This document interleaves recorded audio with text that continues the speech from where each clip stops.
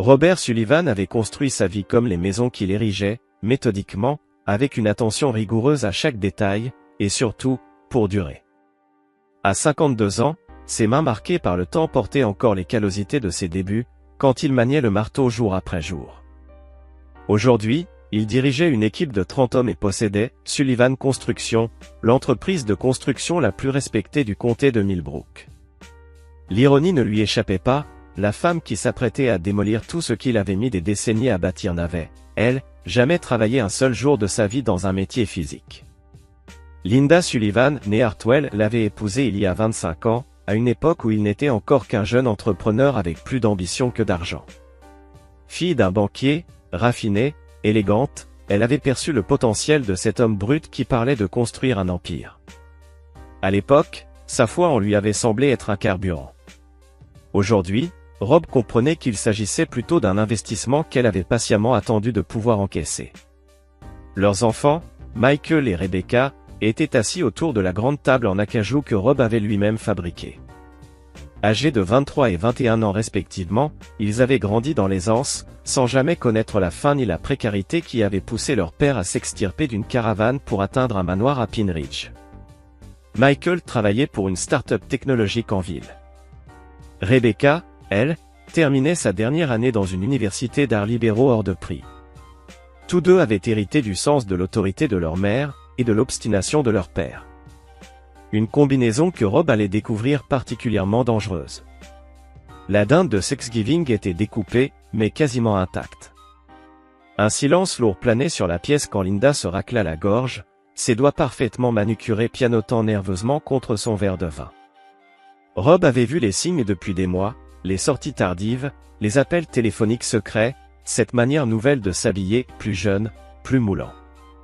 Il avait engagé un détective privé 6 semaines auparavant.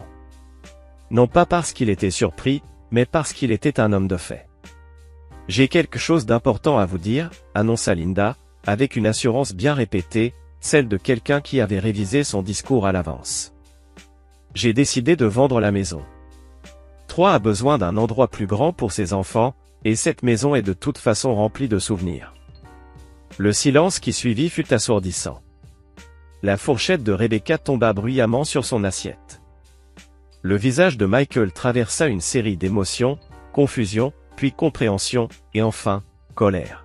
« Troy, » souffla Rebecca. « Troy Brennan. C'est quelqu'un de très important pour moi. Nous sommes ensemble depuis presque 1 an maintenant, et je suis prête à repartir de zéro. La maison sera mise en vente la semaine prochaine. » Rob observait le visage de ses enfants, enregistrant chaque réaction comme des preuves. La mâchoire de Michael se crispa. Son fils avait toujours été très protecteur de ce qu'il considérait comme son héritage. Rebecca semblait au bord des larmes, mais Rob soupçonnait que c'était moins par loyauté envers lui que par peur de voir son confort s'envoler. « Papa », parvint enfin à dire Michael, le regard fixé sur son père, de l'autre côté de la table. Rob avait attendu ce moment. Il s'y était préparé. Il se leva lentement, sa carrure d'1,90 m se dépliant avec un calme délibéré. 25 années de mariage, et Linda n'avait toujours pas appris à reconnaître le moment où son mari était le plus dangereux, quand il se taisait. « Excusez-moi », dit-il simplement, en se dirigeant vers le couloir. Moins d'1 minute plus tard, il revenait avec une enveloppe manille de celle qu'on utilise pour les documents juridiques. Linda était en train d'expliquer comment, elle et Troy, s'étaient détachés de leur ancienne vie, quand Rob posa l'enveloppe à côté de son assiette. « Puisqu'on est aux annonces, » dit-il d'une voix plate, ce ton que ses ouvriers connaissaient bien, celui qui annonçait que les ennuis arrivaient. Linda blêmit en reconnaissant le logo du cabinet d'avocat. Son visage perdit toute couleur tandis qu'elle ouvrait l'enveloppe et parcourait la première page. La pièce était silencieuse, à l'exception du tic-tac de l'horloge grand-père que Rob avait restauré en guise de cadeau de mariage, à lui-même. « Des papiers de divorce », murmura Linda, les documents tremblant entre ses doigts. « Déposés ce matin », confirma Rob. « Prise d'effet immédiate. Puisque tu es si pressé d'emménager avec Troy, j'ai pensé que je pouvais t'aider à accélérer les choses. » Mais Linda continuait à lire, et à chaque page tournée, son visage devenait plus pâle. « Rob, tu ne peux pas. Le contrat prénuptial. Le contrat prénuptial que tu as signé stipule que l'infidélité annule toute prétention aux biens matrimoniaux, répondit-il calmement. Mon avocat m'assure que 3 mois de preuves documentées suffiront largement devant un juge. Michael lisait désormais par-dessus l'épaule de sa mère, son expression changeant de tonalité. Papa, peut-être qu'on devrait tous prendre un peu de recul. Je prends du recul, dit Rob. Je prends même plusieurs pas de recul. Ta mère a fait son choix. Et moi, je fais le mien. Rebecca réussit enfin à parler, la voix brisée. Et nous alors? C'est notre maison aussi. Rob la regarda. Vraiment regardé. Et ce qu'il vit dans ses traits, c'était l'expression hautaine de Linda reflétée dans le visage d'une fille qui, autrefois, lui rappelait sa propre mère. Ça dépend. Du côté que tu choisis, non? La question resta suspendue dans l'air comme de la fumée. Robert avait bâti son empire en sachant exactement quand couper les pertes et quand investir. Ses enfants allaient devoir lui prouver dans quelle catégorie il se trouvait. Linda feuilletait frénétiquement les pages maintenant. La maison. Tu ne peux pas juste prendre la maison. J'ai des droits. Tu avais des droits, la corrigea Rob. Tu les as abandonnés quand tu as décidé de planifier ta nouvelle vie dans mon dos.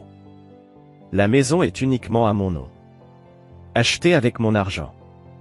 Construite par mon entreprise. Tu n'as aucun droit dessus. Mais les enfants de Troie ont besoin. Les enfants de Troie ne sont pas mon problème. Troie est leur père.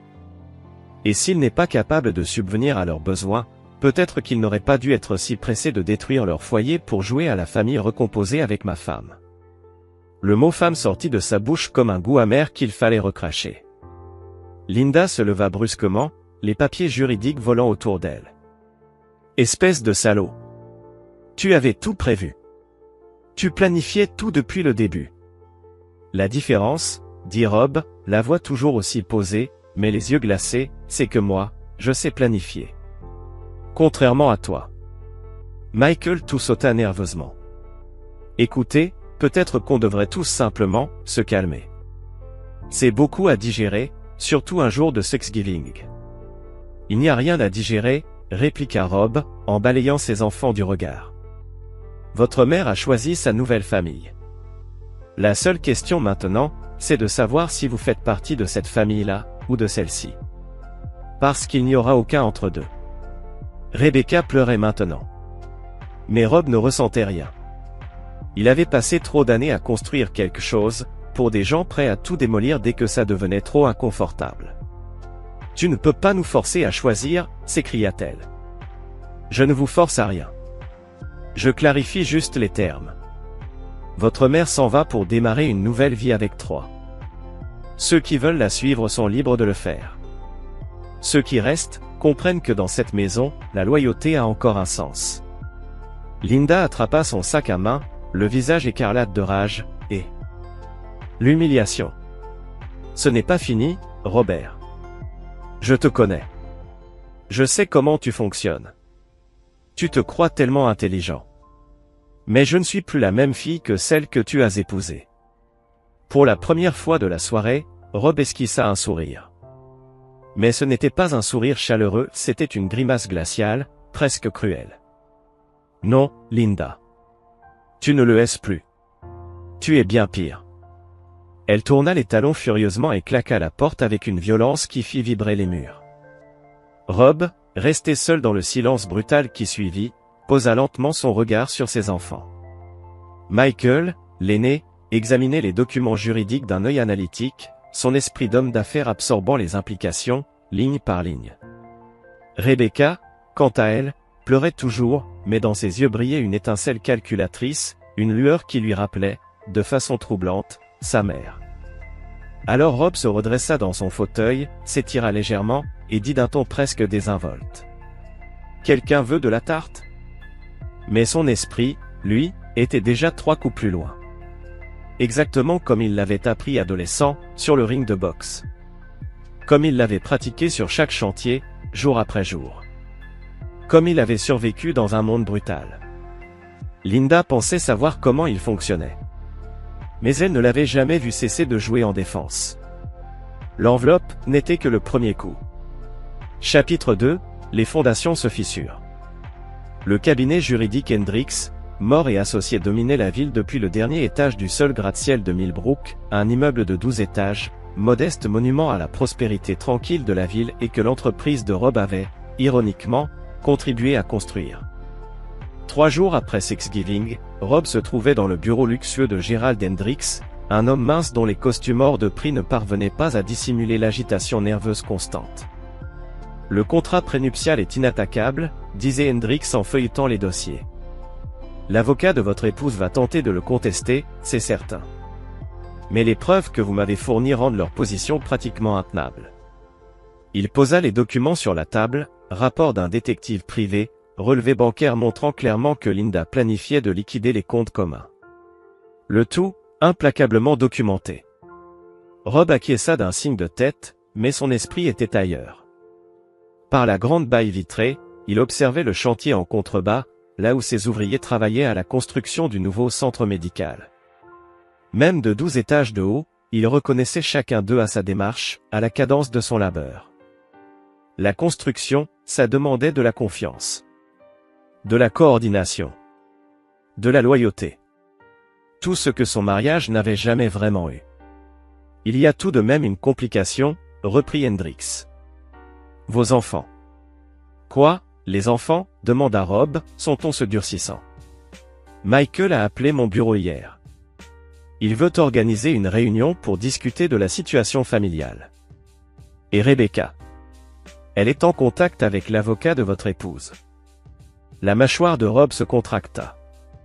En 3 jours, Linda s'était installée temporairement chez sa sœur, le temps de chercher un logement plus permanent avec 3. Les lignes de bataille s'étaient dessinées bien plus nettement qu'il ne l'avait imaginé. Michael jouait au diplomate, appelant son père avec des discours sur la réconciliation familiale, sur la possibilité d'un futur, pour tout le monde. Mais lorsque Rob lui avait demandé franchement s'il soutenait sa mère, Michael avait éludé, parlant de comprendre les deux parties. Rebecca, elle, avait été plus directe. Elle avait accusé son père de cruauté, affirmant vouloir aider sa mère à contester les conditions du divorce. Et lorsque Rob lui avait demandé si elle préférait partir vivre avec Linda, elle avait rétorqué qu'elle avait le droit de rester dans sa maison, peu importe sa loyauté. Ses enfants, manifestement, avaient hérité de la croyance de leur mère, qu'on pouvait tout avoir sans jamais payer le prix. Laissez-les prendre rendez-vous, dit Rob. Mais assurez-vous qu'ils comprennent bien une chose, la compassion ne change rien à la loi. En quittant le cabinet, Rob prit la route du Blue Collar Bar, un vieux bistrot ouvrier qu'il fréquentait depuis ses débuts dans le bâtiment. Le propriétaire, Danny Kowalski, était un ami de 20 ans. Le genre de gars qui savait qu'il fallait parfois une bière et du silence pour dire l'essentiel. J'ai entendu parler de Linda, lança Danny sans détour, en glissant une bouteille sur le comptoir en bois éraflé. Je vais pas mentir. Je suis pas surpris. Elle a toujours eu l'air du genre à troquer pour mieux si l'occasion se présentait. Rob appréciait cette franchise. Dans un monde envahi par les avocats, les médiateurs et les dialogues familiaux, l'honnêteté brute était devenue un luxe. « Qu'est-ce que tu sais sur 3 Brennan ?» demanda-t-il. Le visage de Danny s'assombrit. « Plus que ce que j'aimerais. Ce type rôde ici depuis environ 2 ans. Il vient du sud, de Georgie je crois. Il dirige soi-disant une boîte de consulting, mais personne n'a jamais su ce qu'il consultait vraiment. Il a 2 gamins, des garçons 8 et 10 ans peut-être. Son ex-femme en a eu marre de ses infidélités et s'est tirée en Californie avec son nouveau mec. Elle a laissé les gosses à 3, en disant que c'était son problème, plus le sien. Danny fit une pause, essuyant un verre d'un geste machinal. Mon neveu Tommy bosse à la banque. Il m'a dit que 3 posait beaucoup de questions sur l'immobilier à Pine Ridge. En particulier sur ta maison. Le sous-entendu heurta Rob comme un coup de masse. Linda ne le quittait pas seulement pour un autre homme. Elle le quittait pour un homme qu'il avait délibérément choisi pour ses biens. La maison que Rob avait dessinée et bâtie de ses propres mains, n'était pour ce type qu'un trophée à conquérir. Ce soir-là, Rob s'assit seul dans son bureau, entouré de photos, de trophées, de souvenirs d'un quart de siècle passé à bâtir une vie. Linda avait laissé la plupart de ses affaires derrière elle, prétendant qu'elle reviendrait les chercher plus tard. Mais Rob savait. Elle espérait qu'il faiblisse. Qu'il propose un compromis. Qu'il tente de recoller les morceaux. Elle n'avait jamais compris que pour lui, la loyauté n'est pas négociable. Le téléphone sonna. Le numéro de Michael s'afficha. « Papa, faut qu'on parle », dit son fils sans préambule. La situation devient hors de contrôle. « Je suis d'accord. Quand est-ce que tu déménages ? » « Quoi ? Papa. Je déménage pas. C'est chez moi aussi. » « Non, Michael. C'était chez toi quand tu faisais encore partie de cette famille. Maintenant, tu essaies de jouer sur les deux tableaux. Ce qui veut dire que tu n'es plus sur aucun. C'est pas juste. J'essaie d'aider tout le monde à trouver une solution. Il n'y en a qu'une. Ta mère a choisi de détruire cette famille. Tu peux soit te tenir avec la famille, soit avec sa destruction. Papa, c'est pas si simple, tout noir ou tout blanc. Si, c'est exactement ça. Tu penses que tu peux rester ici, dans ta chambre confortable, tout en soutenant la trahison de ta mère. Ce n'est pas de la loyauté, fiston. C'est de la lâcheté. Un silence pesant suivit. Puis la voix de Michael, plus dure qu'avant. Tu sais quoi, papa ? Peut-être que maman avait raison. Peut-être que tu es juste impossible à vivre. Alors pars. Rob raccrocha immédiatement. Puis il composa le numéro de son avocat. « Je veux changer les serrures demain », dit-il dès que Hendrix répondit. « Et je veux des caméras de sécurité installées. Si quelqu'un qui ne vit plus ici veut récupérer ses affaires, il devra prendre rendez-vous. » Rob, ça risque de paraître excessif. Gérald, ma femme projette de vendre ma maison pour financer la vie de son nouveau petit ami. Mes enfants pensent qu'ils peuvent rester neutres, tout en soutenant sa trahison. À partir de maintenant, rien de ce que je ferai ne sera excessif. En raccrochant, Rob sentit quelque chose se briser, et en même temps naître, au fond de lui. Pendant 25 ans, il avait construit, concilié, tenté de maintenir un équilibre. Maintenant, il allait découvrir ce qu'il se passe quand on concentre toute cette énergie, non pas à construire, mais à détruire. Linda et trois pensaient jouer à un jeu où ils pouvaient tout gagner, tout avoir. Mais ils avaient commis une erreur fatale. Ils avaient sous-estimé jusqu'où Rob Sullivan était prêt à aller, quand on le trahit. Et ce n'était que le début. Chapitre 3, le prix de la trahison. Le serrurier termina son travail à 7 heures précises du matin, exactement comme Rob l'avait prévu. À 8 heures, la société de sécurité avait déjà installé des caméras couvrant chaque entrée de la propriété. Rob se tenait dans sa cuisine, une tasse de café chaud à la main, observant les écrans de surveillance sur sa tablette. Sa maison, autrefois chaleureuse et accueillante, se transformait peu à peu en forteresse. Il n'eut pas à attendre bien longtemps pour que le premier test se présente. Rebecca arriva à 9 heures, persuadée de pouvoir entrer comme elle l'avait toujours fait, chaque jour de sa vie. Rob l'observa à travers les caméras tandis qu'elle introduisait sa clé dans la serrure. Une fois. 2 fois. Puis, ne comprenant pas, elle commença à frapper la porte, de plus en plus fort. Il la laissa faire pendant 5 longues minutes. Enfin, il ouvrit. « Papa, ma clé ne marche plus, » dit-elle, la voix mêlée de confusion et de colère. « C'est parce que ce n'est plus ta clé.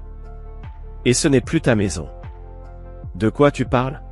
« J'habite ici. » »« Non, Rebecca. Tu habitais ici quand tu faisais encore partie de cette famille. Mais tu as choisi de soutenir la trahison de ta mère. Et ça a des conséquences. » Sur le visage de Rebecca, Rob vit passer les mêmes émotions qu'il avait observées la nuit de Thanksgiving, d'abord l'incompréhension, puis la réalisation, et enfin, une colère brute. « Tu ne peux pas juste me virer d'ici, je suis ta fille. » Tu l'étais, oui. Aujourd'hui, tu es l'allié de Linda. Si tu veux un toit, je te suggère de demander à Linda de te faire une place dans le petit nid d'amour qu'elle construit avec toi. C'est de la folie. Tu ne peux pas renier tes propres enfants. Rob fit un pas en avant, s'approchant du seuil. Sa carrure et la fureur glaciale dans ses yeux la firent reculer, instinctivement. « Regarde-moi bien. Je vais me battre. Je vais prendre un avocat. » Avec quel argent? Ton fonds fiduciaire était conditionné à ta loyauté envers cette famille. Tu as choisi le camp de Linda. Alors demande-lui de payer tes frais d'avocat.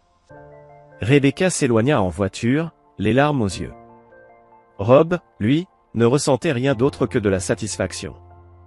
Il avait compris depuis longtemps qu'une demi-mesure valait moins que pas de mesure du tout. Soit les gens respectaient les limites, soit ils ne les respectaient pas. Et Rebecca venait d'apprendre que les limites de son père avaient des crocs. Le téléphone se mit à sonner 1 heure plus tard. D'abord Linda, hurlant qu'il punissait des enfants innocents. Ensuite Michael, exigeant qu'il cesse cette folle vendetta. Puis Rebecca encore, cette fois depuis la maison de la sœur de Linda, le suppliant d'être raisonnable. Rob les laissa tous tomber sur la messagerie. À midi, son détective privé, Sam Morrison, l'appela avec une mise à jour. Sam était un ancien flic, 20 ans dans les forces avant de raccrocher, épuisé par la politique mais toujours animé par l'instinct de l'enquête. Il était minutieux, patient, et totalement dénué de sentiments. Exactement ce dont Rob avait besoin. J'ai plus d'infos sur ton gars, 3, dit samedi. Il a un sacré passif, en fait. C'est la 4e fois qu'il utilise exactement le même scénario. Explique. Il cible des femmes d'âge mûr, traversant des passages difficiles dans leur mariage. Il leur offre un semblant d'excitation, les fait se sentir jeunes à nouveau, puis il les isole lentement de leurs proches tout en se positionnant pour profiter de leurs biens. Sa première cible? Une veuve à Atlanta. Il l'a convaincue de vendre sa maison et d'investir dans son entreprise de conseil. Elle a tout perdu, a fini dans un foyer médicalisé. La deuxième? Une femme fraîchement divorcée à Savannah. Il lui a fait liquider ses comptes retraite pour un projet d'affaires qui n'a jamais vu le jour. La colère de Rob se transforma en quelque chose de plus dur. De plus utile. Et la troisième? C'est là que ça devient intéressant. Elle s'appelait Patricia Vance, habitait à Augusta. Mariée depuis 28 ans quand 3 est arrivé. Même scénario. Il l'a convaincue de quitter son mari, vendre la maison, repartir à zéro. Et alors? Son mari, Gerald Vance, était un procureur fédéral à la retraite. Pas du genre à se laisser faire. Il a enquêté, monté un dossier, et quand 3 a tenté d'accéder au fonds de Patricia, il l'a fait arrêter pour fraude envers une personne âgée et extorsion. 3 a passé 18 mois derrière les barreaux. Rob sourit pour la première fois depuis des jours. Et Patricia? Elle est retournée avec son mari. D'après ce que j'ai entendu, ils sont toujours ensemble. Apparemment, Gerald croyait au pardon. Pas moi. Je m'en doutais. Mais voilà, Rob. 3 a tiré des leçons de cette histoire. Il est plus prudent maintenant. Plus méthodique. Quoi que tu prépares, va falloir être plus malin que lui.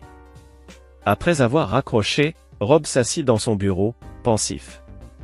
3 Brennan n'était pas juste un opportuniste. C'était un prédateur, avec un mode opératoire bien rodé. Et Linda? Elle n'était pas sa victime. Elle était sa complice. Volontaire. Ensemble, ils visaient les biens de Rob, tout comme Linda avait ciblé Rob, 25 ans plus tôt. Le téléphone fixe sonna. Rob vérifia l'appel, Michael. Tu as perdu la tête, lança son fils, sans aucune introduction. Rebecca est chez la sœur de maman, en larmes. Tu sais ce que tu lui fais vivre? C'est pas ça, être père. C'est exactement ça. Être père, c'est protéger ce qu'on a bâti contre ceux qui veulent tout détruire. Même si ces gens sont ses propres enfants. Elle a 21 ans, papa. Elle est juste perdue, effrayée. Elle est assez grande pour choisir un camp. Et elle a choisi celui de Linda. Et moi alors? Tu vas me foutre dehors aussi? Rob prit le temps de réfléchir. Michael essayait de rester neutre. Contrairement à Rebecca, il n'avait pas soutenu activement Linda. Pas encore. Ça dépend de toi, fiston. Tu comptes aider ta mère et son petit copain à me voler? Personne ne vole rien. 3. Brennan est un escroc professionnel. Il a déjà fait ça à d'autres familles. Il cible des femmes vulnérables, les convainc de liquider leurs biens, et disparaît avec l'argent. Ta mère n'est pas la première. Et ne sera pas la dernière. Le silence tomba. Enfin, Michael reprit. Tu en es sûr? J'ai des preuves. Des dossiers de police, des documents judiciaires. 3. Brennan est un prédateur. Et ta mère l'aide à viser notre patrimoine familial. Mon Dieu! Maman sait tout ça? Elle sait exactement ce qu'elle fait. La vraie question, c'est, vas-tu l'aider à continuer? Rob pouvait presque entendre son fils réfléchir, peser la loyauté contre la vérité. Michael avait toujours été un pragmatique, guidé par la logique plus que par les émotions. C'est pour ça qu'il avait réussi en affaires. Et c'est aussi pour ça que Rob avait encore de l'espoir pour lui. « Qu'est-ce que tu veux que je fasse ?» demanda-t-il enfin. « Je veux que tu choisisses un camp. Et que tu t'y tiennes. Finis le rôle de diplomate. Soit tu fais partie de cette famille, soit tu n'en fais plus partie. Et si tu choisis mon camp, tu m'aides à protéger ce qu'on a construit contre ceux qui veulent tout détruire. Et si tu choisis celui de ta mère, alors tu pars vivre avec Rebecca. Et tu assumes les conséquences de ton choix. » Un long silence. « J'ai besoin de temps pour réfléchir. Tu as jusqu'à demain matin. Après ça, je change tous les codes de sécurité. Et tu seras exclu, toi aussi. » En raccrochant, Rob réalisa qu'il se sentait plus léger qu'il ne l'avait été depuis des mois. Pendant trop longtemps, il avait essayé de recoller les morceaux d'une chose déjà brisée. Maintenant, il découvrait qu'il méritait vraiment d'être sauvé. Son téléphone vibra. Un message de Sam Morrison. « J'ai trouvé autre chose. » 3. S'est renseigné sur des prêts de construction et des projets immobiliers. Il pense utiliser ta maison comme garantie pour un futur business. Tu devrais le savoir. Rob fixa le message. Sa colère se transforma en quelque chose de plus froid. De plus calculé. 3. Ne voulait pas juste lui voler. Il prévoyait d'utiliser sa maison comme fondation de son prochain coup. Mais 3 avait commis une erreur cruciale, il avait pris Rob Sullivan pour une victime de plus. Un homme trop faible ou trop stupide pour riposter efficacement. Demain, 3. Brennan allait découvrir à quel point il s'était trompé. Et Rob allait savourer chaque seconde. Et à cet instant, Michael reconnut cette expression. Celle qu'il avait vue dans son enfance, sur le visage de son père, ce regard glaçant qu'il adoptait juste avant de montrer à quelqu'un ce que cela coûtait de le sous-estimer. 3. Pensait qu'il jouait à un jeu dont il contrôlait les règles. Mais Rob avait une autre idée, changer les règles du jeu. Phase 1, la guerre de l'information. Rob avait appris, au cours de ses 25 années dans le bâtiment, que dans tout conflit, la connaissance était l'arme la plus puissante. Et aujourd'hui, grâce à Sam Morrison, il avait des munitions. Il ne lui restait plus qu'à les utiliser, stratégiquement. Il commença avec Carol, la sœur de Linda. C'était elle qui hébergeait actuellement Linda et 3 pendant qu'ils cherchaient la maison idéale. Carol avait toujours été la plus fragile des deux sœurs, trop désireuse de plaire, incapable de dissimuler quoi que ce soit. Une simple conversation suffirait à Rob pour découvrir exactement ce qu'il voulait savoir. Il appela Carol à son bureau, où elle dirigeait une petite agence d'assurance au centre-ville. Il lui demanda un rendez-vous, pour parler de la situation en adulte civilisé. « Oh, Robert, dit Carol, soulagée. Je suis tellement contente que tu aies appelé. Toute cette histoire est si difficile pour tout le monde. Linda est bouleversée, et ses pauvres enfants de 3. Elle proposa de se voir le jour même. Elle voulait croire que son beau-frère était prêt à se montrer raisonnable. Ils convinrent de se rencontrer à son bureau après la fermeture, pour pouvoir parler en privé. La conversation dura exactement 27 minutes. Et à la fin, Rob savait tout. Linda et 3 avaient déjà visité 6 maisons dans le quartier de Pine Ridge, toutes dans une fourchette entre 800 000 et 1,2 million de dollars. Il prévoyait de faire une offre dès que le divorce de Linda serait réglé. 3 avait convaincu Linda que le contrat prénuptial pouvait être contesté et qu'un bon avocat saurait le contourner. Mais surtout, 3 avait commencé à remplir la tête de Linda de rêves, des rêves grandioses sur sa société de conseil et sur tout ce qu'ils pourraient accomplir ensemble avec l'argent du divorce. Il lui avait même montré un plan d'affaires pour une société de développement immobilier. Le capital initial viendrait de Linda. Et leur tout premier projet serait la maison de Rob. Il est tellement ambitieux, s'extasia Carol. Et il adore Linda. Tu devrais voir comment il la traite, comme si elle était la femme la plus importante du monde. J'en suis certain, répondit Rob. Ce soir-là, Rob convoqua son équipe de confiance, Michael, Sam Morrison et Danny Kowalski. Ils se réunirent dans le bureau de Rob, la pièce où il avait planifié chaque chantier majeur au cours des 15 dernières années. Le plan de 3 repose sur une seule hypothèse, dit Rob d'un ton posé. Que Linda va toucher un gros règlement, et qu'il sera vite disponible. Il s'interrompit. Puis ajouta calmement. On va s'assurer que cette hypothèse s'effondre. Comment ? Demanda Michael. En donnant à 3 exactement ce qu'il veut, mais pas de la façon dont il s'y attend. Rob dévoila son plan. Simple. Élégant. Et d'une efficacité brutale. 3 voulaient un accès rapide à des liquidités. Rob allait lui en offrir. Mais à ses conditions.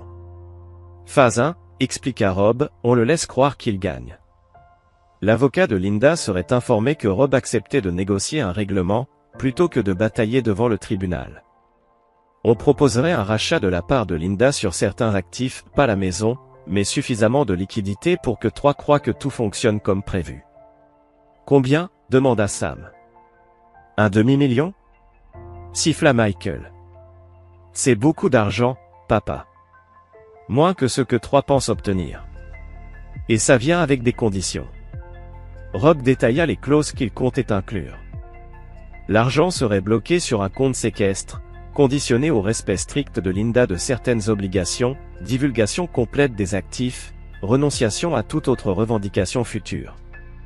Et surtout, une clause exigeant que Linda fournisse une comptabilité précise de l'usage des fonds. 3 n'aura jamais accès directement à l'argent, poursuivit Rob. Et si Linda l'utilise à d'autres fins que ses dépenses personnelles légitimes, le règlement est annulé. Je récupère tout. Et s'il la pousse à violer les conditions, fit remarquer Danny. Il le fera. C'est ce qu'il fait toujours. Et quand il le fera, j'aurai de quoi l'attaquer pour vol, fraude et conspiration. 3 Brennan avait déjà fait de la prison. Il n'y retournerait pas de son plein gré. Et si ça ne suffit pas, demanda Michael. Le sourire de Rob se fit glacial. Alors on passe à la phase 2. Il n'en dit pas plus. Mais Sam Morrison hocha la tête, approuvant en silence. L'ancien flic savait, certaines choses ne s'écrivent pas. Certaines conversations n'ont lieu qu'entre ceux qui savent. Le lendemain matin, Rob appela Gérald Andry et lui demanda de contacter l'avocat de Linda avec une proposition de règlement, avant midi. Avant même midi. Linda elle-même appelait Rob. Sa voix était vive, euphorique. « Je suis contente que tu choisisses la voie de la raison, dit-elle. 3 disait que tu étais trop intelligent pour que ça devienne moche. 3 a l'air d'un homme avisé, répondit Rob. J'ai hâte de faire sa connaissance. Vraiment ? Il serait ravi lui aussi. Il pense que vous pourriez même bien vous entendre, dans d'autres circonstances. Rob faillit rire. 3 pensait pouvoir le charmer, pendant qu'il lui volait ses biens. Pourquoi ne viendriez-vous pas tous les deux demain soir ? Proposa Rob. On pourrait discuter des modalités, comme des adultes civilisés. Linda accepta aussitôt. Elle s'imaginait sans doute assister à la reddition de son mari. Dès qu'il raccrocha, Rob appela Sam Morrison. Demain soir, ils viennent ici. Je veux que tout soit enregistré. Audio et vidéo. C'est légal ? Demanda Sam. Non. Mais c'est nécessaire. Rob se prépara à la confrontation, en repensant à quelque chose que son père lui avait dit, 30 ans plus tôt, quand il débutait dans la construction. Fils, certaines personnes croient que être civilisé, c'est être faible. Ces gens-là sont toujours surpris, quand la civilisation leur montre les crocs. 3 Brennan allait avoir une leçon de civilisation, à la manière de Rob Sullivan. Chapitre 5, la rencontre. 3 Brennan était exactement ce à quoi Rob s'attendait. Beau, dans un style bien rodé. Le sourire de celui qui avait dû séduire des filles depuis le lycée. Grand, mais pas autant que Rob. Élégamment vêtu, mais dans des vêtements qui transpiraient l'effort, pas l'aisance. Et surtout, ses yeux n'arrêtaient jamais de bouger. Il détaillait la maison. Calculait. Évaluait. Robert, dit 3 en tendant la main avec une assurance frôlant l'arrogance. J'ai tellement entendu parler de vous. Linda me parle souvent de vous. Rob serra la main tendue. Il nota la paume douce, les ongles soignés, la main d'un homme qui n'avait jamais fait un vrai travail. Je n'en doute pas, entrez, je vous en prie. Linda entra juste derrière lui, accrochée à son bras comme pour marquer son territoire. Elle portait une robe neuve, plus jeune, plus moulante que ce qu'elle avait l'habitude de porter. Ses cheveux avaient été teints, les cheveux gris qu'elle se plaignait d'avoir depuis des années, avaient disparu. La maison est magnifique, dit-elle comme si elle était partie depuis des mois au lieu d'une semaine. Je prends toujours soin de ce qui m'appartient, répondit Rob. Il les guida au salon. Les meubles n'avaient pas changé. Mais l'atmosphère, si. Michael était assis dans un fauteuil dans un coin, silencieux, attentif. Et partout dans la pièce, les micros et caméras de Sam Morrison étaient dissimulés, activés à distance. Chaque mot prononcé durant l'heure qui allait suivre, serait immortalisé. « Quelqu'un veut du café ?»« Du vin ?» demanda Rob, en parfait hôte. « Du vin serait parfait, » dit Linda en s'asseyant près de 3. « Tu te souviens de cette bouteille de Cabernet qu'on gardait pour une occasion spéciale ? Je crois qu'on y est. » Rob servit le vin. Une bouteille à $200, achetée pour leur anniversaire 2 ans plus tôt. Et pendant qu'il versait, il observait 3. Ses yeux passaient des verres en cristal au plateau en argent, au tableau à l'huile sur le mur. Tout était analysé. Converti mentalement en valeur. Alors, dit Rob, levant son verre. À de nouveaux départs. Ils trinquèrent. Et 3 se pencha en avant, avec l'assurance agressive d'un vendeur en train de conclure. Robert, je tiens à vous dire combien je respecte ce que vous avez construit ici. Linda m'a beaucoup parlé de votre entreprise, de votre succès. C'est vraiment impressionnant. Et je veux que vous sachiez que je n'ai aucune intention d'interférer entre vous et vos enfants, ni dans votre relation avec Linda, au-delà de ce qui est nécessaire. C'est très attentionné de votre part, répondit Rob. Dites-moi, 3, dans quel domaine travaillez-vous? Je fais du conseil. Développement commercial. Planification stratégique. J'aide les gens à repérer les opportunités et à maximiser leur retour sur investissement. Fascinant. Vous avez des projets en cours? Oui, justement. Un projet de développement immobilier. Cette région est pleine de potentiel inexploité.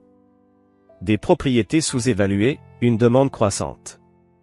Avec le bon capital de départ, on peut bâtir quelque chose de grand.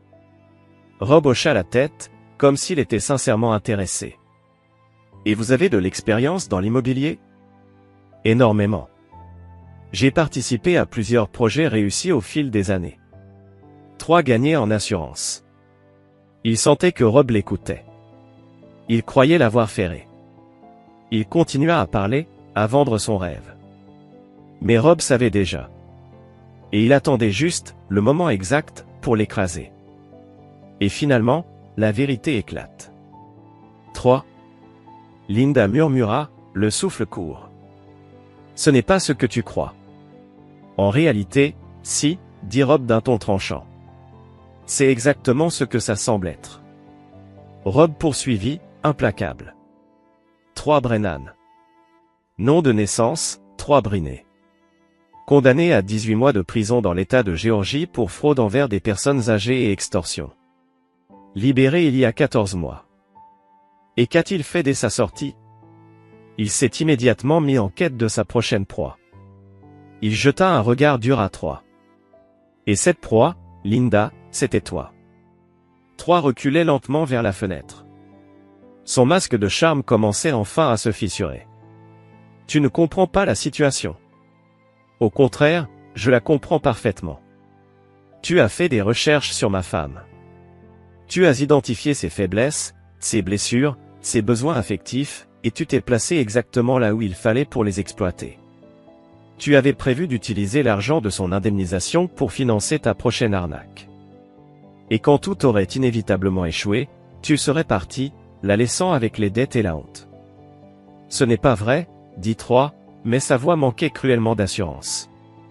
Bien sûr que si. C'est ta méthode habituelle. À une exception près, cette fois, tu visais aussi la maison. Tu pensais vraiment pouvoir convaincre Linda d'hypothéquer ma propriété pour ton entreprise fictive de développement immobilier? Linda fixait Troy, les yeux écarquillés par l'horreur qui grandissait en elle.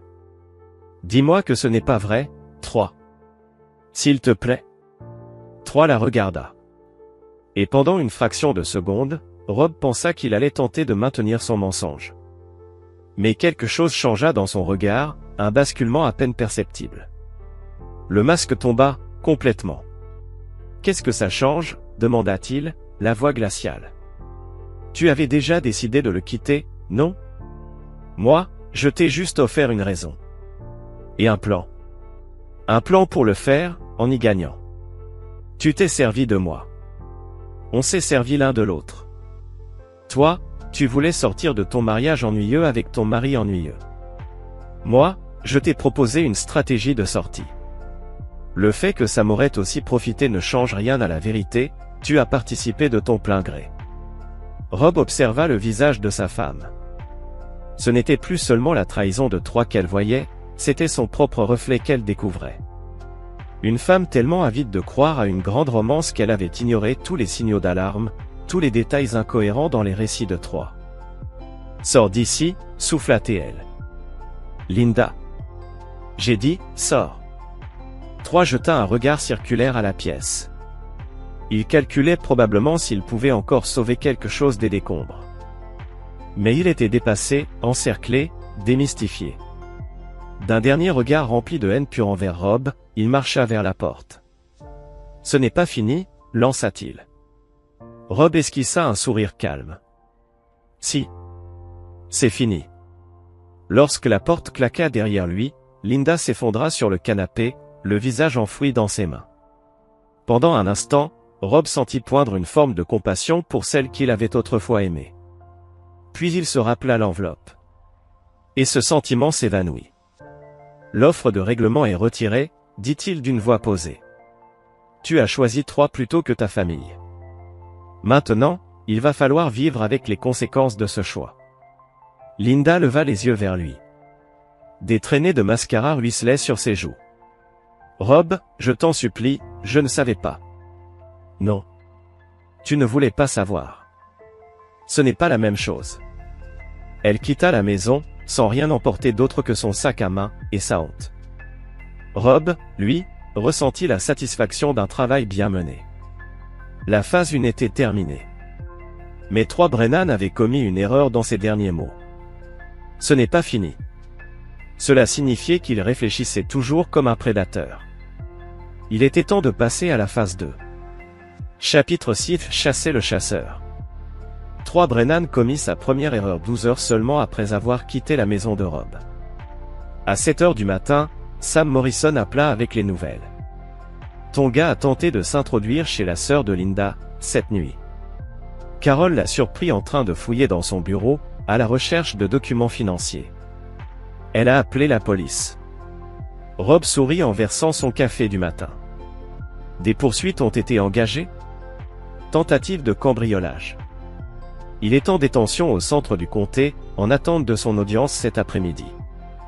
La caution est fixée à 50 000 $. Et Linda? Elle a déclaré à la police qu'elle ne l'avait jamais vue de sa vie. L'ironie était parfaite. Face à la vérité sur la nature criminelle de Troy, Linda avait réagi exactement comme Rob l'avait prévu, elle l'avait abandonné dès qu'il n'avait plus rien à offrir. Troy, désespéré de récupérer quelque chose de son escroquerie ratée, avait commis l'erreur de débutant, essayé de voler ce qu'il n'avait pas pu manipuler. Où est Linda maintenant? Toujours chez Carol. Mais apparemment, elle cherche un autre endroit où loger. Carol ne veut plus d'elle, après tout ça. Rob raccrocha. Et appela immédiatement Michael. Envie de faire un petit road trip? Où ça? Augusta, en Géorgie. Je veux parler à Patricia Vance. Le trajet jusqu'à Augusta dura 4 heures. 4 heures pendant lesquelles Rob exposa sa stratégie à Michael. Patricia Vance avait été la 3e victime de Troy. Mais son mari avait su riposter avec efficacité. S'il y avait bien une personne qui pouvait comprendre la méthode et la psychologie de Troy, c'était elle. Ils la trouvèrent dans son jardin, derrière une maison modeste mais impeccablement entretenue, dans une rue bordée d'arbres. Une femme élégante, dans la soixantaine, dont le port dégageait une force tranquille et une indépendance affirmée. Quand Rob se présenta et expliqua la raison de sa visite, son expression passa de la lassitude à la lucidité. « Troy Brennan, dit-elle en retirant ses gants de jardinage. Cela fait 2 ans que je n'ai pas entendu ce nom. J'espérais ne plus jamais avoir à le prononcer. Il s'en est pris à ma femme, expliqua Rob. J'ai réussi à le démasquer avant qu'il n'obtienne quoi que ce soit, mais il n'a pas renoncé. Patricia désigna 2 chaises sur sa terrasse. Du café? Pendant qu'elle préparait les boissons, elle raconta son histoire. Troy était entré dans sa vie à un moment difficile. Son mariage avec Gérald était tendu depuis la retraite de celui-ci, et elle-même souffrait d'un sentiment d'invisibilité. Troy l'avait fait se sentir belle. Vivante. Désirable. Il lui avait fait croire qu'elle méritait mieux qu'une vie fade avec un homme fade. Le pire, c'est que c'était en partie vrai, confia Patricia. J'étais malheureuse. Gérald et moi, nous nous étions éloignés. Troy n'a pas créé ce vide. Il l'a exploité. Comment t'a-t-il convaincu de partir? D'abord, en insinuant que Gérald n'était plus engagé. Puis, en disant que je méritais de vivre ma propre vie, avant qu'il ne soit trop tard. Et enfin, il m'a présenté un plan d'affaires élaboré, un projet de développement immobilier, soi-disant porteur d'indépendance et de renouveau. Les parallèles avec la situation de Linda étaient frappants. Le manuel de Troy n'avait pas changé d'une virgule. Qu'est-ce qui t'a arrêté? Patricia sourit. Et Rob perçut la force d'acier sous son calme. Gérald. Il enquêtait discrètement. Il construisait un dossier. La veille du jour où j'étais censé signer les papiers transférant mes biens, il m'a montré tout ce qu'il avait découvert. Le casier judiciaire de Troy. Ses victimes précédentes. Et le fait que son plan d'affaires était une pure fiction. Et tu l'as cru? J'aurais voulu croire Troy, mais les preuves étaient accablantes. Gérald avait fait son travail. Michael se pencha. Comment Troy a-t-il réagi quand tu l'as confronté? Le visage de Patricia s'assombrit. Là, j'ai vu son vrai visage. Plus de charme. Il est devenu venimeux. Il m'a insulté. Il m'a traité de vieille femme desséchée. Il a menacé de ruiner ma réputation si je ne le dédommageais pas pour le préjudice émotionnel que je lui aurais causé. Et Gérald? Il a appelé la police. Et fait arrêter Troy pour extorsion. Les menaces avaient été enregistrées. Gérald portait un micro. Troy a fait 18 mois de prison. On ne l'a plus revu depuis. Rob assimilait ces informations. Il cernait mieux Troy, un lâche qui utilisait le charme, la manipulation, et l'intimidation. Et quand ça ne marchait plus, il frappait, à l'aveugle. Par rancune. Il y a autre chose que vous devez savoir, ajouta Patricia. Troy ne renonce pas facilement. Même depuis sa cellule, il a tenté de nous nuire. Lettres anonymes aux anciens collègues de Gérald. Appel à nos enfants, pour leur mentir sur leur père. Ça a duré des mois. Qu'est-ce qui a arrêté tout ça? Patricia esquissa un sourire sinistre. Gérald lui a rendu visite en prison. Je ne sais pas ce qui a été dit. Mais le harcèlement a cessé, net. Sur le chemin du retour vers Millbrook, Michael resta silencieux, pensif. Puis il prit la parole. Il va revenir, pas vrai? Il va s'en prendre à nous. Surtout à toi. Probablement, répondit Rob. Les types comme lui supportent mal l'humiliation. Et je n'ai pas juste exposé son escroquerie, j'ai détruit sa plus belle opération depuis des années. Alors c'est quoi, le plan? Rob sourit. Et Michael reconnut ce regard. Celui de son père quand il s'apprêtait à faire comprendre à quelqu'un qu'il ne fallait jamais menacer sa famille. On va faire comme Gerald Vance. On va montrer à Troy qu'il y a des gens, qu'il vaut mieux ne jamais menacer. Ce soir-là, Rob passa un coup de fil à Danny Kowalski. J'ai besoin d'emprunter quelques-uns de tes amis. Danny comprit tout de suite. Le Blue Collar Bar n'était pas qu'un bar. C'était un repère. Un sanctuaire d'hommes qui avaient passé leur vie à travailler dur. Et qui avaient compris que parfois, les problèmes exigeaient des solutions physiques. Quel genre d'amis? Ceux qui comprennent qu'une famille, c'est sacré. Ceux qui ne supportent pas les brutes, surtout quand elles s'en prennent aux femmes. Combien d'amis? Assez pour laisser une impression durable. Danny resta silencieux un instant. Ça pourrait se compliquer, Rob. Troy Brennan gagnait sa vie en détruisant des familles depuis 5 ans. Et il continuerait. Jusqu'à ce que quelqu'un l'arrête, pour de bon. La justice avait eu sa chance. Il avait purgé 18 mois. Et à sa sortie, il avait repris exactement là où il s'était arrêté. Parfois, la loi ne suffit pas. Et si ça tourne mal? Rien ne tournera mal. On va juste discuter avec 3 de ses futurs choix de carrière. Danny lâcha un rire sec, sans la moindre trace d'humour. Je vais passer quelques coups de fil. Le lendemain matin, Sam Morrison rapporta que Troy avait payé sa caution. Il avait été libéré sous la responsabilité d'un agent de cautionnement, avec ordre de rester dans le comté en attendant son procès. Mais surtout, il posait des questions. Sur les affaires de Rob. Sur ses habitudes. Sur la sécurité de sa maison. Il prépare quelque chose, prévint Sam. La question, c'est, est-ce encore une tentative de vol, ou quelque chose de plus personnel? Laisse-le planifier, dit Rob. Je veux savoir exactement à quel genre d'homme on a affaire. Ce même après-midi, Troy commit sa deuxième erreur. Il aborda Rebecca sur son campus universitaire, à 3 heures de route de Millbrook. Grâce à ses contacts et à la sécurité du campus, Sam apprit que Troy avait tenté de convaincre Rebecca que son père était mentalement instable et potentiellement dangereux. Quand Rebecca appela Rob ce soir-là, sa voix tremblait. « Papa. Il y avait un homme ici, aujourd'hui. Il a dit que maman avait peur que tu lui fasses du mal. Il prétendait vouloir la protéger. Qu'est-ce que tu lui as répondu? Je lui ai dit de me laisser tranquille. Mais papa, il savait des choses. Où j'habite. Mon emploi du temps. Il m'a observé. » Rob sentit quelque chose de glacial, de mortel, s'ancrer dans sa poitrine. Troy venait de franchir la ligne.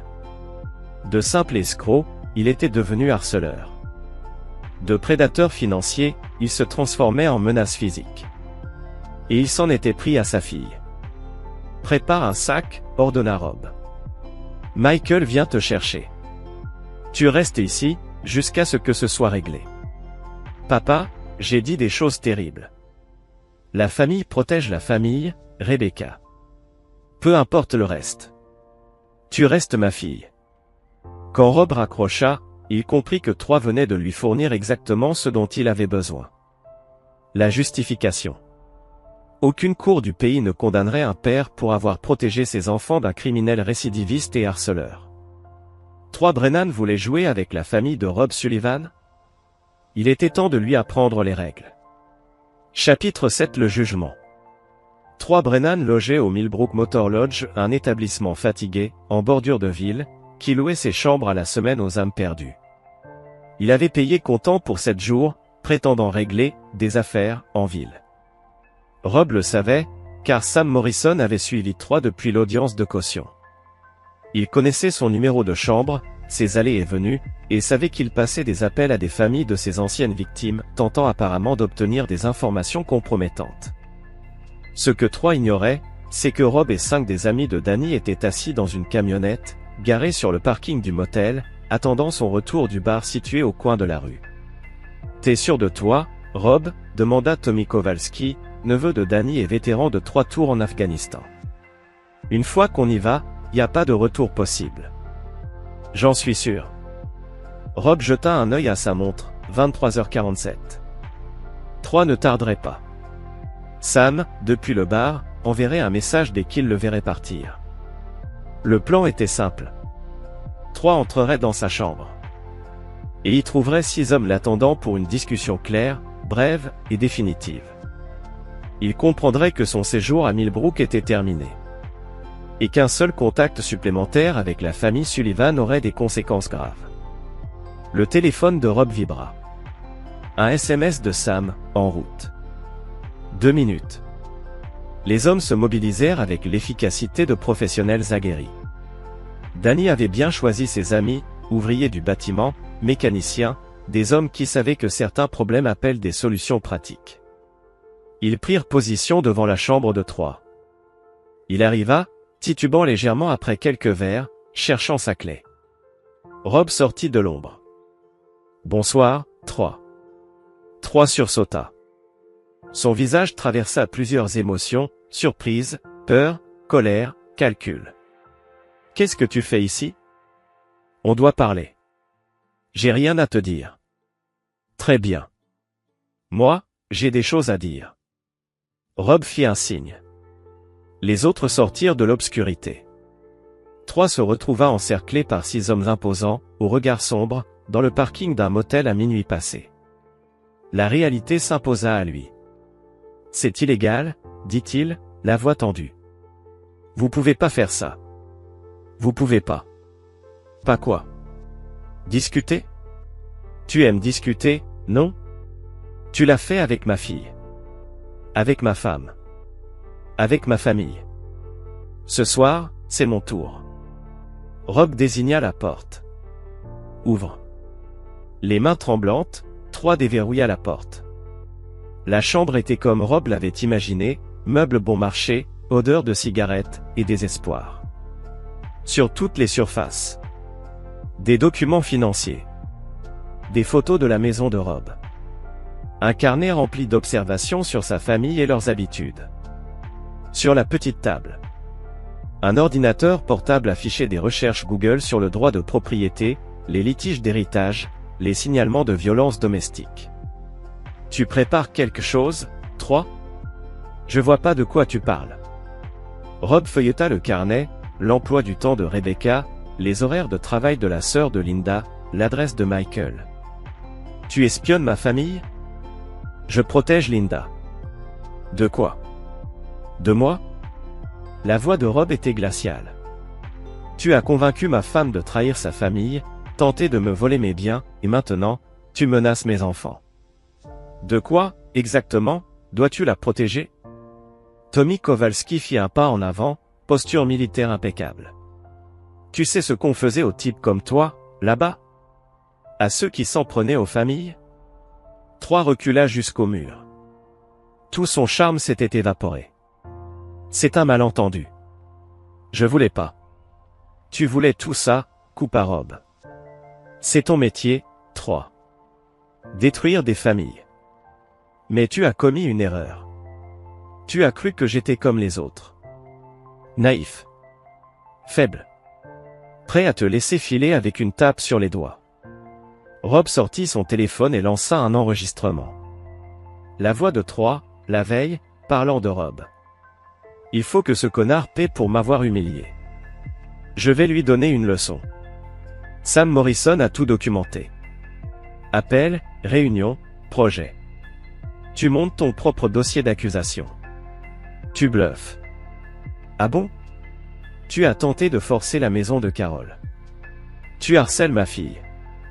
Tu fais des menaces. Tu es un criminel en liberté conditionnelle, et tu violes les conditions de ta libération. Tu crois que ça va bien se passer devant un juge? 3 sembla s'effondrer. Il comprit qu'il était piégé. Qu'est-ce que tu veux? Que tu partes. Ce soir. Hors de Millbrook. Hors du comté. Hors de l'État. Et si je refuse? Alors demain matin, la police reçoit tout ce que Sam a collecté. Ta caution est révoquée. Retour en prison. Cette fois pour harcèlement, intimidation et violation d'ordonnance de protection que j'aurais déposée avant midi. Tu peux pas? Je peux tout. J'ai de l'argent. Des preuves. Et des amis qui ne supportent pas les types comme toi. Toi, t'as quoi? Un casier judiciaire. Et un historique d'abus envers les femmes. Rob fit signe à ses alliés. Ces messieurs vont t'accompagner jusqu'à la sortie du comté. Je te conseille de ne pas les contrarier. 3 regarda autour, cherchant une issue. Mais il était encerclé. Surclassé. Et à court de temps. Tes affaires seront envoyées à l'adresse que tu donneras. Tu pars avec ce que tu portes. 20 minutes plus tard, Rob regarda la voiture de 3 s'éloigner dans la nuit, discrètement suivi par Tommy. C'était terminé. Du moins, c'est ce qu'il croyait. Et un passage sur hors de l'état. Tu es fou, 3. La vie de Linda vaut 2 millions pour toi, pas vrai? Ou bien, tu as déjà décidé qu'elle était jetable, elle aussi? La ligne devint silencieuse. Rob jeta un regard à Sam, qui secoua lentement la tête. Pas assez de temps pour localiser l'appel. Il ne négocie pas, dit Rob. Il gagne du temps. Pour quoi faire? Demanda Sam. Pour mettre au point sa stratégie de fuite. 3 est un lâche et un prédateur, mais il n'est pas idiot. Il sait que ça va mal finir pour lui, sauf s'il trouve un moyen de disparaître, avec un joli pactole. Le shérif Bradley s'approcha, sa radio crépitant de mise à jour. Le négociateur de la police d'État est à 30 minutes d'ici. L'unité tactique est encore 1 heure derrière lui. Trop long, dit Rob d'un ton ferme. Il faut agir maintenant. Rob, tu ne peux pas. Il détient ma femme dans un bâtiment que je connais mieux que personne. Mon équipe de construction en a fait une inspection complète. Je connais chaque entrée, chaque sortie, chaque faiblesse structurelle. Le shérif, Sam et 2 adjoints proches échangèrent un regard inquiet. C'étaient de bons hommes, dévoués, mais clairement pas préparés pour ce genre de situation. 3 avait choisi son terrain avec soin, isolé, défendable, doté de multiples issues. Danny lança Rob à son ami, resté en retrait avec 3 de ses hommes. Tu as encore tes outils dans ton camion? Quel genre d'outils? Le genre qui ouvre des portes verrouillées sans clé. Danny esquissa un sourire sombre.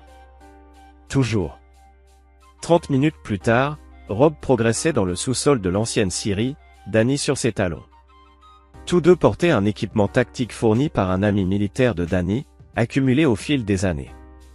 Sam Morrison coordonnait avec le bureau du shérif, leur fournissant des informations en temps réel grâce à un accès piraté aux caméras de sécurité.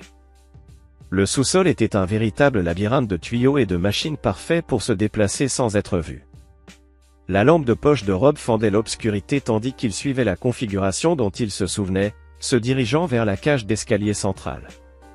Sa radio grésilla. La voix de Sam résonna doucement. Mouvement au 3e étage, côté ouest. 2 silhouettes. Rob accusa réception et changea de direction, se dirigeant vers l'escalier de service qu'il avait repéré lors de ses inspections. Le bâtiment était silencieux, à l'exception d'un bourdonnement lointain provenant d'une autre usine, encore en activité, à 1 kilomètre de là. Il les trouva dans ce qui avait autrefois été l'espace de production principal, un vaste plateau rempli de machines rouillées, de vitres brisées laissant entrer la lumière grise du matin. Linda était attachée, assise sur une vieille caisse en bois, les mains liées derrière le dos, du ruban adhésif sur la bouche. Elle était vivante. Consciente. Et visiblement terrorisée. 3 se tenaient juste derrière elle. Une main sur son épaule. L'autre tenant un pistolet au design clairement militaire. Robert lança 3 en voyant Rob apparaître dans l'embrasure de l'escalier. Pile à l'heure. Lâche-la, 3. Si tu veux punir quelqu'un, punis-moi. Oh, je compte bien le faire. Mais Linda fait partie de l'histoire maintenant. C'est elle qui a choisi de quitter sa famille pour moi. C'est elle qui a accepté de voler pour financer notre nouvelle vie. C'était ta victime? Ou bien une complice consentante qui a paniqué quand ça s'est corsé? Rob s'approcha doucement, les mains visibles, mais prêt à réagir. À une vingtaine de pieds, il croisa le regard de Linda au-dessus du ruban, rempli de peur, mais aussi de quelque chose d'autre. De la honte, peut-être.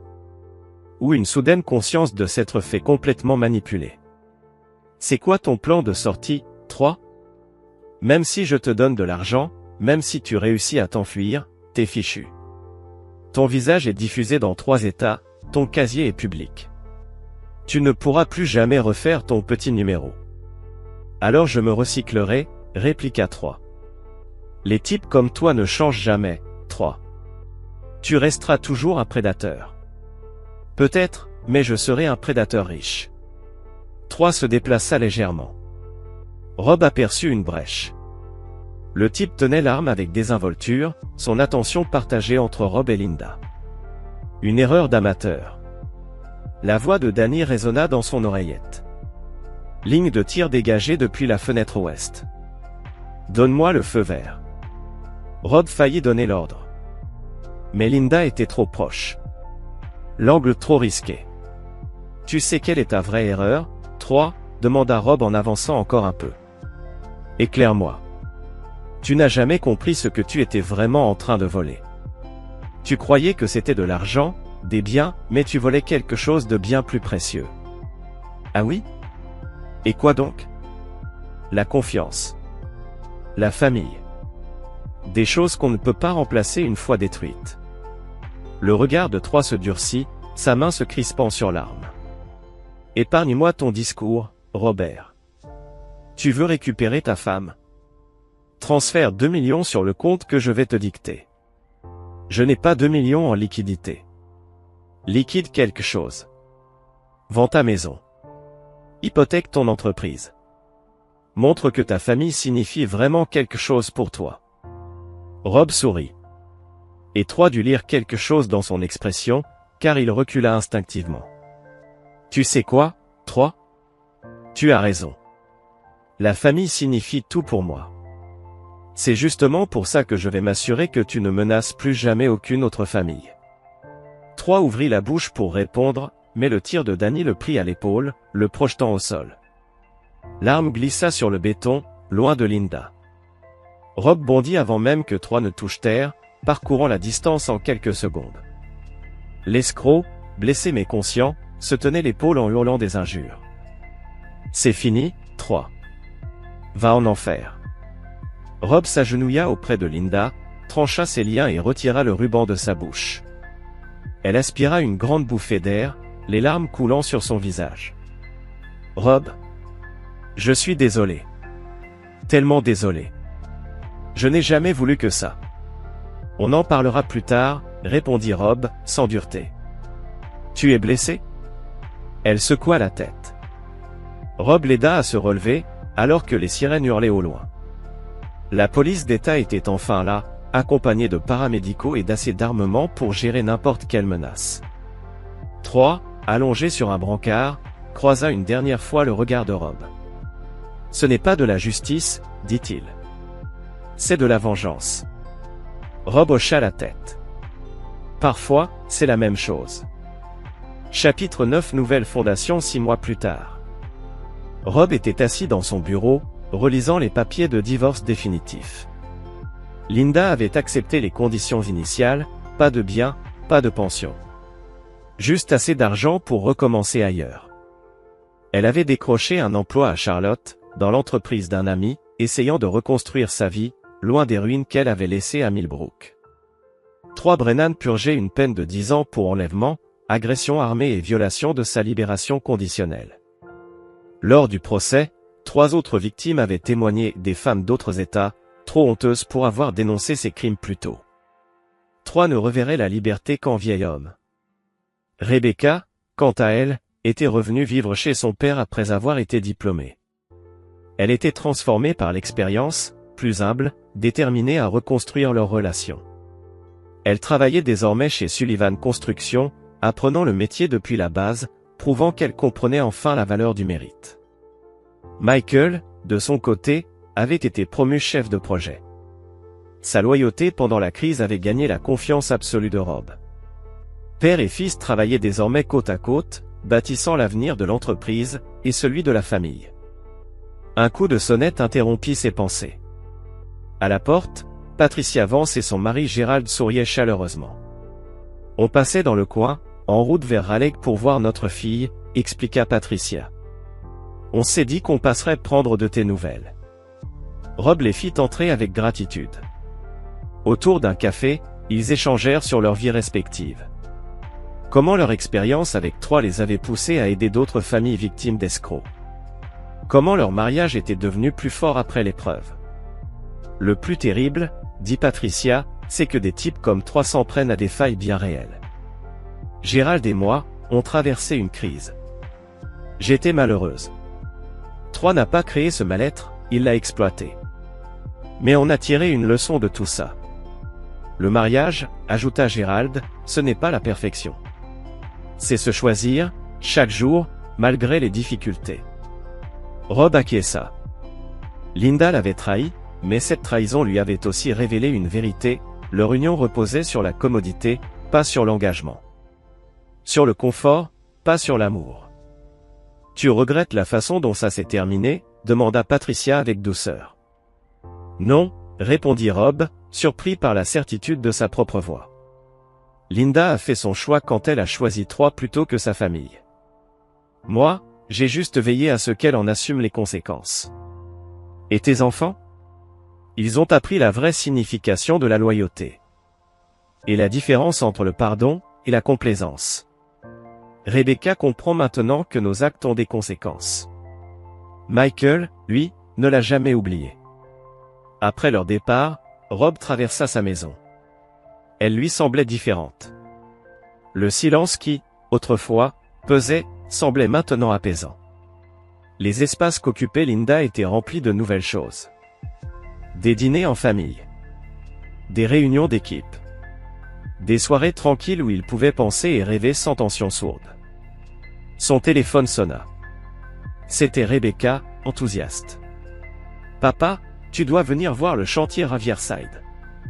On a terminé les fondations ce matin, et elles sont parfaites. » « Absolument parfaites. » Rob sourit.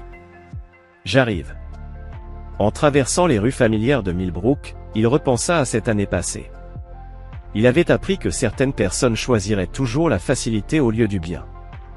Que la loyauté était rare et précieuse.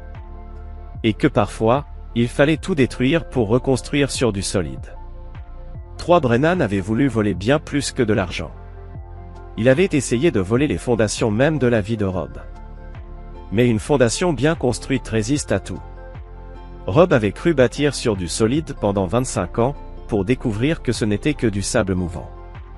Mais aujourd'hui, pour la première fois depuis longtemps, il bâtissait sur le roc. Sur la loyauté. L'intégrité. Et la conviction que certaines choses méritaient qu'on se batte pour elles, quel qu'en soit le prix. Sur le chantier, Rebecca l'attendait avec l'équipe, son casque de travers et son sourire éclatant. « Regarde ça, papa », dit-elle en désignant les fondations parfaitement nivelées.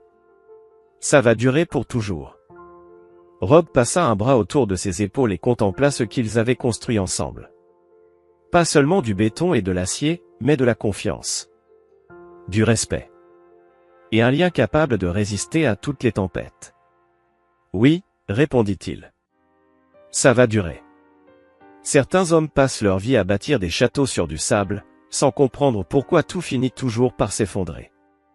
Rob Sullivan, lui, avait appris une vérité plus difficile, les fondations durables exigent du roc.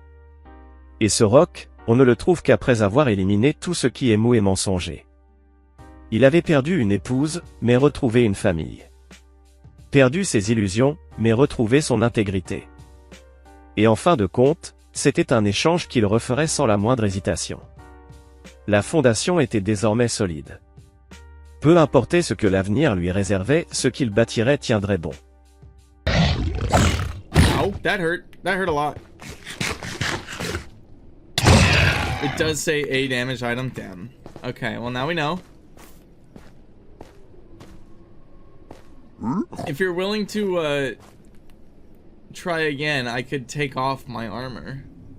Except I still actually don't know if that will work. If it's still in my inventory. Like if I'm not wearing it, it still could just like repair anything, huh? I'd have to like put it all in a chest. Which, I mean I could do once I start trading. What did that even repair? My golden boots. Actually, that's kind of hype. I think those were gonna break.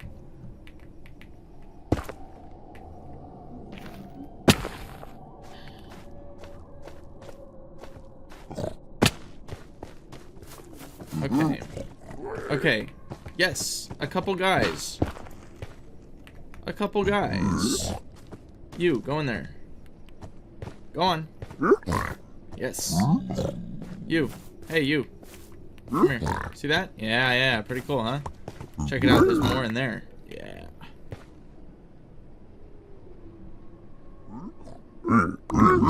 Okay, we're just gonna drop it all. Drop that. Boom. 5 more. Okay. 1, 2. Drop that. Drop that. Boom, boom, boom, boom. Bang. Ow! Why? I can't stop running. That hurts so bad. Why did he do that? Okay, it's fine. We're okay.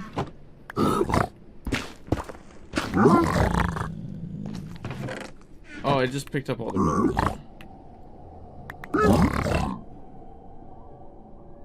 Okay. Oh my god. I'm getting stressed out. I'm getting stressed out. Chat, I'm getting stressed.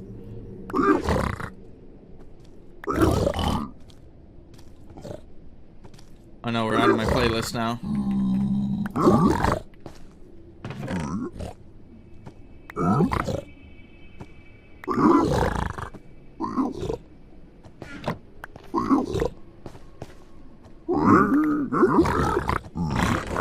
Whoa. You want to get in there? Nope. Okay, I'm gonna kill you then.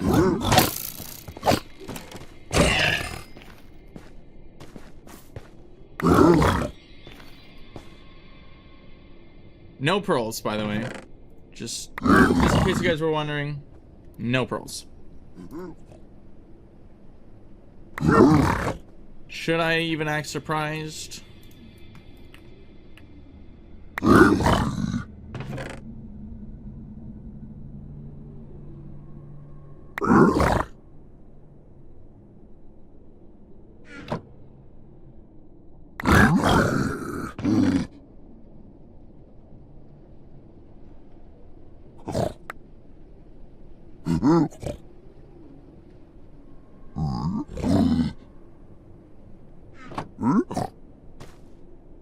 Alright, that's it. I think. Yep. Ouch.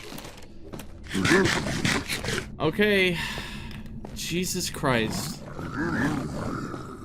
Okay, at this point, I think it's a statistical anomaly that I have gotten 0 pearl trades in this entire run.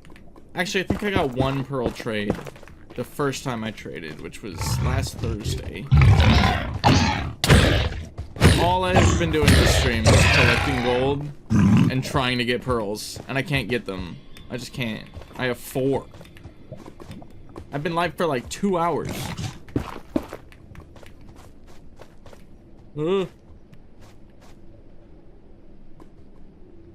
Okay, I'm scared.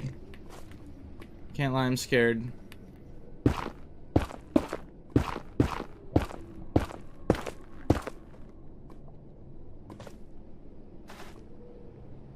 I do believe I'm still going the right direction here.